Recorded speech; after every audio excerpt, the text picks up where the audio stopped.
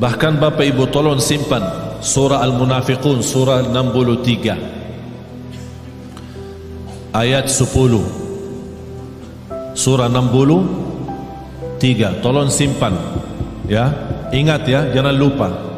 Surah 63 ayat 10. Allah jelaskan di ayat itu apa keinginan orang yang sudah mati. Apa keinginan orang yang sudah mati, sudah masuk kubur, sudah lihat mungkar nakir, sudah dibertanyakan Rabbuka, Madinuka, Man Nabiyuka, dan sudah melihat gelapnya kubur, sudah melihat sempitnya kubur, tidak ada siapa-siapa yang membantu, hanya satu dia mohon kepada Allah. وَأَنْفِقُوا مِمَّا رَزَقْنَاكُمْ مِنْ قَبْلِ أَنْ يَأْتِيَ أَحَدَكُمُ الْمَوْتُ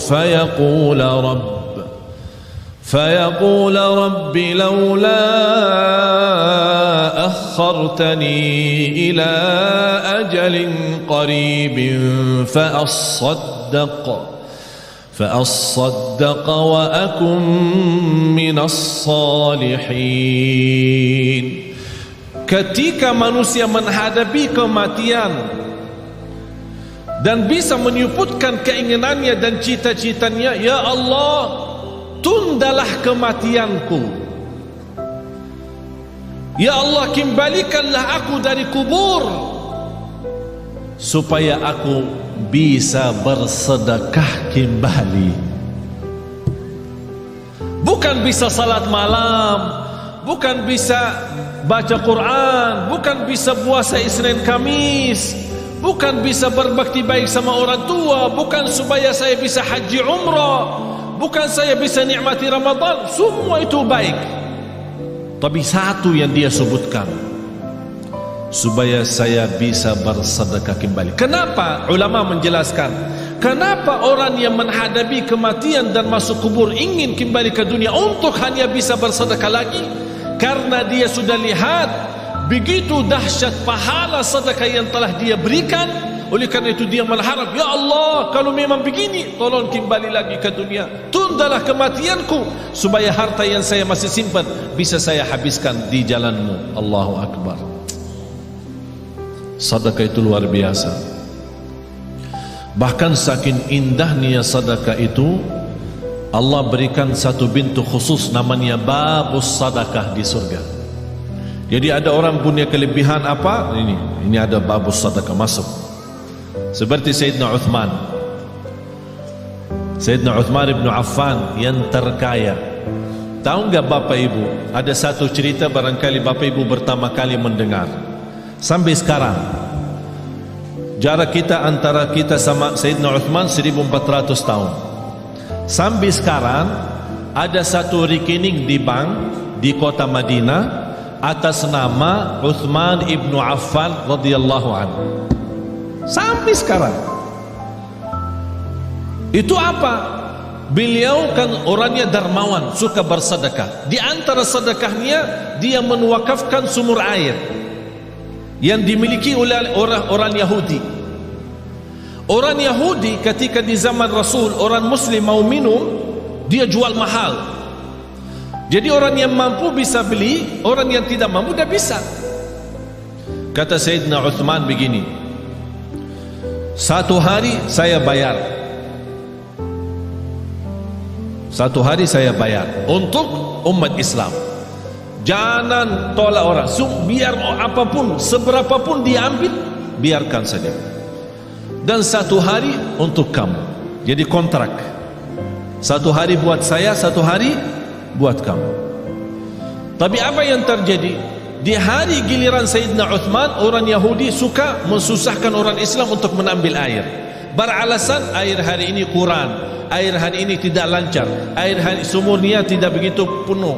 Banyak macam alasan membuat orang merasa kesusahan. Dapat berita oleh Sayyidina Uthman ibn Affan radhiyallahu anhu, langsung datang ke orang Yahudi, saya tawarkan, saya mau beli sumur itu.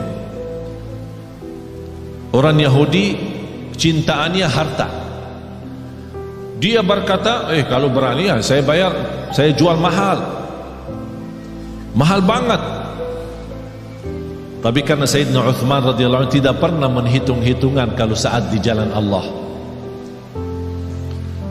berapapun harta, berapapun biayanya, saya yang beli.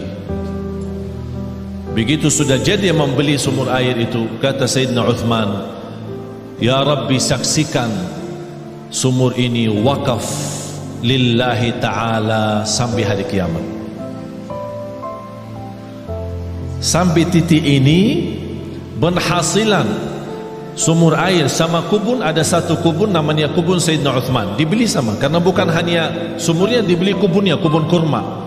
Semua penjualan hasil kurma daripada airnya di mana-mana pun masuk rekening Sayyidina Uthman. Sampai dia meninggal dunia masih ada bergilar hartanya, terus berjalan. Subhanallah. Bapak ibu, sedekah itu luar biasa, terjamin husnul khatimah dengan sedekah. Wallahi, tidak ada orang yang istiqamah dan cinta sedekah pasti dapat husnul khatimah. Selamat dari kecelakaan, selamat dari kematian buruk. Kalau kita bilang kecelakaan termasuk kebakaran, bahkan disebut dalam hadis selamat dari kematian mendadak. Karena salah satu ciri hari kiamat, akhir zaman, banyak meninggal dunia mendadak. Pas naik mobil meninggal, pas lagi makan meninggal, mendadak namanya. Supaya selamat dari mendadak, jangan sampai kita mati dalam keadaan buruk maupun mendadak, jagalah sedekah. Allah lindungi dari kematian mendadak, dari kematian buruk, dari kematian kecelakaan. Bahkan sedekah itu menjaminkan ridha Allah. Sedekah itu membadamkan kemurkaan Allah. Kalau Allah lagi murka sama kita, Allah marah sama kita, supaya Allah angkat kemarahannya lewat apa? Bukan haji, umrah, puasa, tidak ada, sedekah. Terjamin terhapus dosa kita lewati sedekah. Semua yang saya sebutkan ada lebih daripada 100 manfaat daripada sedekah. 100 manfaat. Bahkan sedekah itu bisa menjadi berkah bagi keturunan kita. Siapa yang ingin punya anak salih salihah, jagalah sedekah. Siapa yang ingin berbakti baik sama orang tua, walaupun orang tua sudah meninggal dunia, lewati sedekah. Oleh karena itu Bapak Ibu, setiap anda bersedekah dimanapun, tolong jangan lupa nawaitu untuk orang tua. Bahkan ada satu riwayat diceritakan ketika orang tua meninggal dunia, mereka dalam keadaan susah, dihantarkan oleh malaikat membawa cahaya kepada mereka. Begitu mereka melihat munculnya cahaya dari jauh, mereka membuka matanya dan memperhatikan, itu dari mana cahaya itu? Cahaya yang menenangkan. Malaikat menjawab, ini cahaya sedekah anakmu. Subhanallah. Bahkan sedekah termasuk salah satu amalan yang melindungi kita dari siksa kubur. Semua kita akan sama-sama masuk siksa kubur. Semua akan masuk kubur. Rumah kita yang baru, tahu nggak rumah yang baru? Belum ya?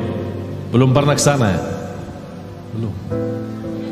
Biasa kalau kita mau beli rumah, kita biasa survei kan? Survei, senang beli, tak senang cari yang lain kan? Kuburnya rumah kita yang baru, sudah disurvei belum? Survei.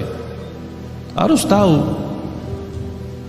rumah saya yang baru di mana, posisi saya di mana nanti, tetangga saya siapa, apakah dekat jalan raya atau dekat mall. Tahu, harus tahu kuburnya di mana.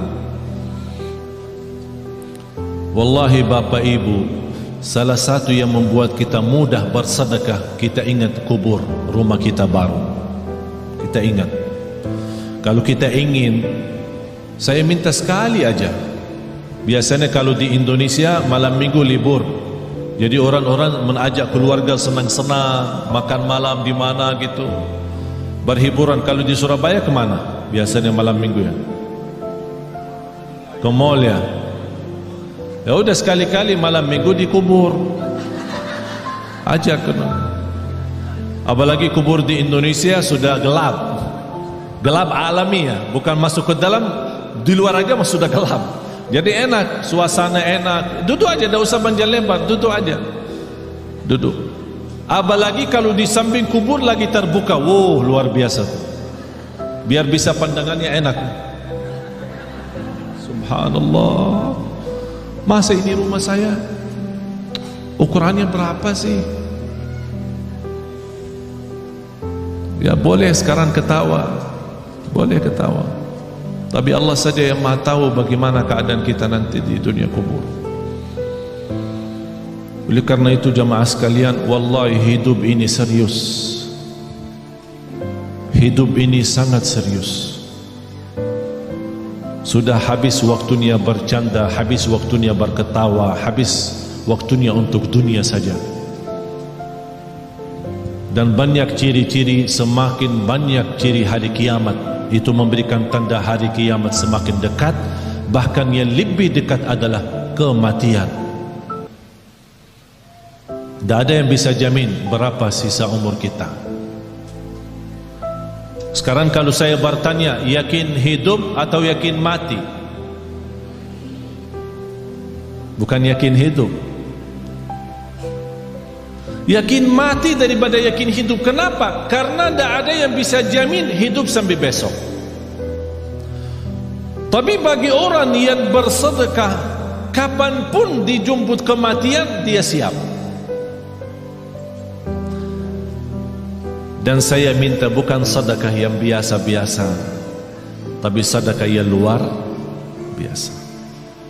Jangan kita sedekah biasa tapi minta ya Allah berikan rezeki yang luar biasa. Harus kita juga adil. Harus kita adil. Allah akan berikan yang luar biasa kalau kita juga bersedekah yang luar biasa. Wallahi Bapak Ibu, yang namanya harta bukan yang kita simpan, tapi yang harta sesungguhnya adalah yang kita memberi. Itulah yang namanya harta kita. Tapi yang harta kita simpan, wallahi bukan harta kita. Karena besok meninggal dunia dinikmati oleh ahli waris. Bahkan bisa ahli waris salah guna dan dosanya kita tanggung. Saya punya teman, keluarganya hampir 7 tahun bersaudara, pecah kakak adik, tidak bersalaman, tidak bersilaturahim, tidak, ini sebab harta. Teman saya di Mahkamah Agung menceritakan ada keluarga 20 tahun mondar-mandir ke mahkamah, urusan harta belum selesai, 20-an tahun. Harta menyakitkan, harta memecahkan. Apa guna harta kalau seperti itu? Na'udzubillah. Harta yang berguna, yang membuat kita senang, yang membuat kita bahagia, itulah yang namanya harta nikmat. Oleh karena itu kata Rasulullah, sebaik-baik harta di tangan hamba yang salih. Sebaik-baik harta di tangan hamba yang salih. Kenapa di tangan hamba yang salih? Karena hamba yang salih tidak pernah salah guna harta itu. Bahkan dia menjadikan harta jembatan menuju ridha Allah, menuju surga Allah. Jangan anda berkata, saya tidak bisa berikan apa-apa.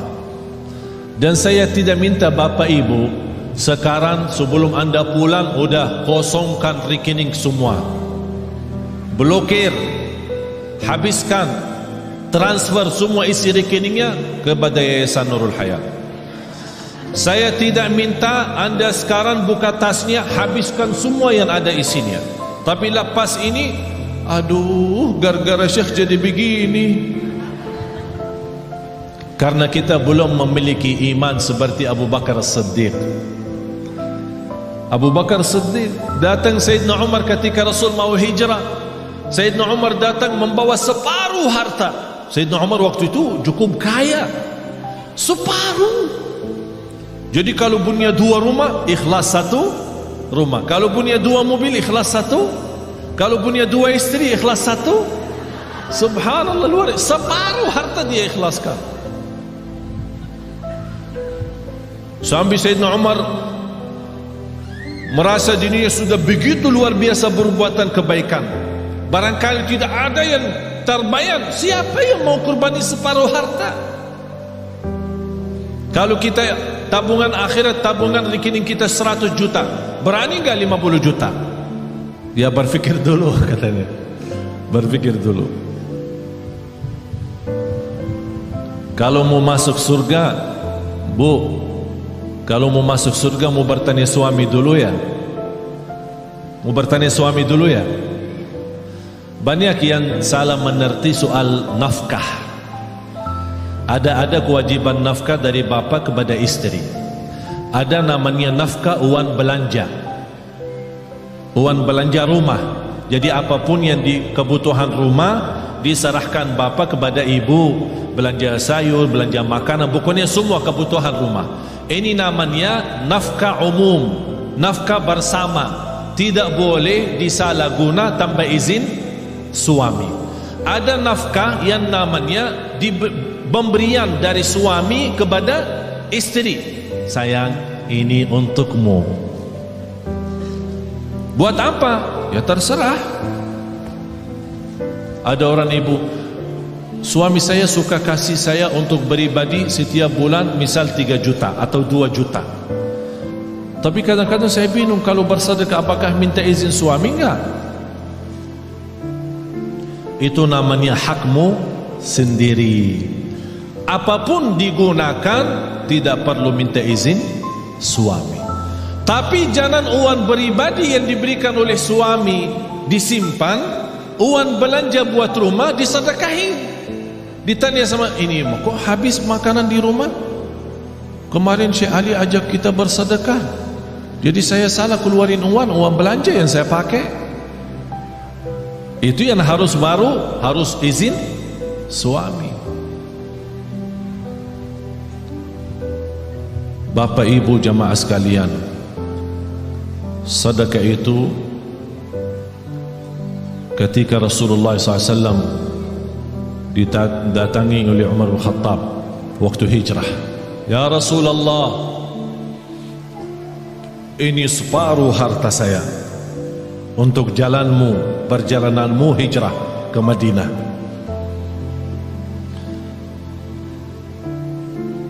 Rasulullah bertanya, apa yang kamu sisakan untuk keluargamu? Alhamdulillah masih tersisa separuh.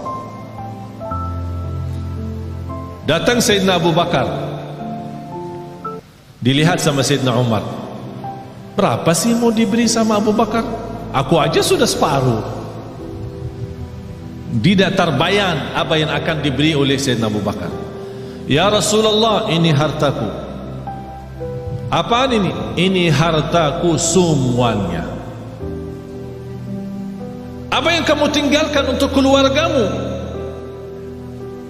Allah. Saya tinggalkan Allah.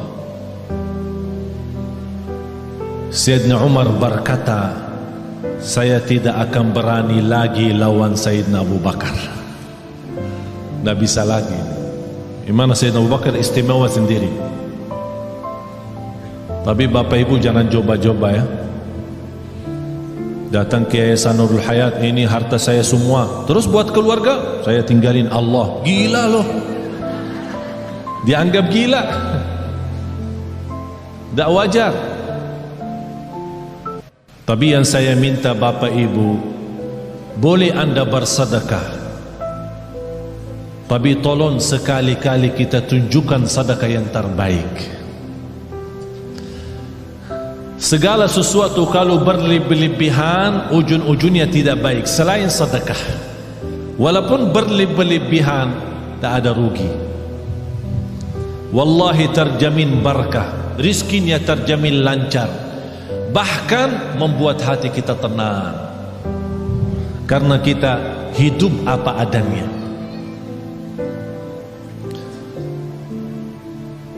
Ada satu amalan yang saya harap bapak ibu bisa amalkan.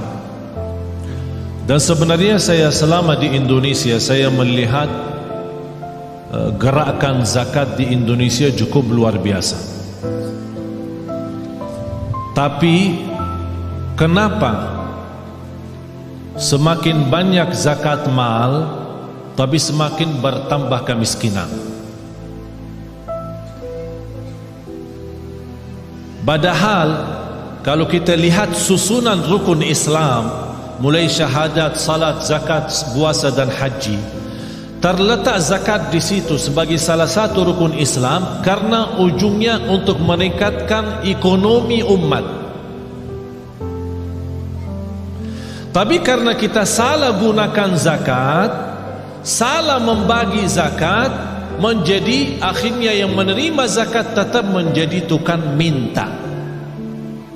Seperti beberapa waktu lalu di bulan puasa terjadi di Surabaya, membagi zakat 5.000. Sampai di kampung itu gesa-gesa orang, ada yang terinjak, ada yang terluka karena katanya zakat beroran 5.000. Ada di satu daerah 20.000. Ini bukan namanya zakat. Dan bukan begitu ajaran Islam untuk menjalankan zakat. Saya pernah diajak sama orang kaya kepada salah satu pesantren. Dia bawa uang banyak. Bayaran saya dia musyawarahkan kepada pesantren untuk kebinaan. Pas begitu sampai di sana, dia minta anak-anak santri dikumpulkan. Semuanya antri satu persatu dan dia kasih mereka 50 berorang. Habis itu dia minta sama, ya Syekh tolong ikut bantu bagi. Tak mau saya bagi, karena bapak itu salah menjalankan zakat seperti ini. Zakat itu lebih baik kita membina seorang, 2 orang, 3 orang, tapi bina total sejak dia kecil sampai besar. Dia anak yatim sampai dia tamat sekolah, bahkan kuliah sampai dia bisa mandiri sendiri. Itulah namanya zakat yang bisa membuat orang lain bisa hidup mandiri, bahkan besok dia bisa memberi zakat daripada menerima zakat lagi. Kalau kita kenal keluarga miskin, kita bisa memberikan modal bisnis dengan kontrol. Kita buat program dan kita tetap kontrol mereka supaya tidak salah guna modal itu. Insya Allah yang pertama menerima modal dari zakat, besok dia sukses dan maju usahanya, dia akan memberikan zakat. Sampai datang satu waktu seperti Sayyidina Umar ibn Abdul Aziz, orang bawa zakat, wahai Amirul Mukminin, kami punya uang zakat tapi tak ada yang terima. Ternyata karena semua penduduk di zaman Umar bin Abdul Aziz adalah memberi zakat, tak ada yang menerima lagi. Kenapa? Karena zakat saat itu betul-betul untuk membina, bukan hanya sebatas bagi. Oleh karena itu saya harap termasuk Yayasan Nurul Hayat tolong difikirkan bagaimana cara orang-orang yang kita lihat dia baik, salih, salihah, tapi dibutuhkan pimpinan, dibina mereka supaya mereka bisa berusaha sendiri, berbisnis sendiri. Apapun yang mereka mampu, apa itu dalam jahitannya, apakah itu dalam masakan makanan, apa itu, apa saja kemampuan mereka, kita bisa support mereka dengan modal zakat. Nanti dari situ awal-awalnya bisa 1 tahun 2 tahun dia tetap menerima, tapi besoknya insya Allah terjamin dia akan memberi. Akhirnya lama-lama semakin sedikit berkurang menerima, semakin banyak bertambah memberi. Akhirnya di situ tambah kekayaan umat dan terlihat ekonomi umat Islam semakin membaik. Itulah inti daripada zakat. Oleh karena itu jamaah sekalian, kalau anda punya uang untuk zakat, jangan dipecahkan. Misal zakat mal 5 juta, jangan kasih anak yatim 50. Bina 1 anak yatim, bina 2 anak yatim, dan dibantu insyaAllah sama Yayasan Nurul Hayat. Kira-kira dibutuhkan pembiayaan bertahun, sekolahannya, kesehatannya, pakaiannya, semua segala, belajarannya, pendidikannya. Apa yang dibutuhkan seorang anak di usia gini sampai 1 tahun, dihitungkan kira-kira biayanya berapa. Alhamdulillah terhitung kira-kira dalam 1 tahun 3 juta. Berarti uang zakat kita 6 juta bisa membina 2 orang. Akhirnya mereka ini sudah dicukupi dengan segala sesuatu, tidak butuh apa-apa sampai dia besar, mandiri, tidak menjadi tukang minta. Tapi kalau kita beri 50, 20, dia merasa tidak cukup untuk hidupnya, akhirnya dia terpaksa lari meminta sama orang lain untuk menutupi kebutuhannya. Itulah tersebar anak-anak kita selalu menjadi tukang minta, bukan menjadi berguna bagi negeri ini.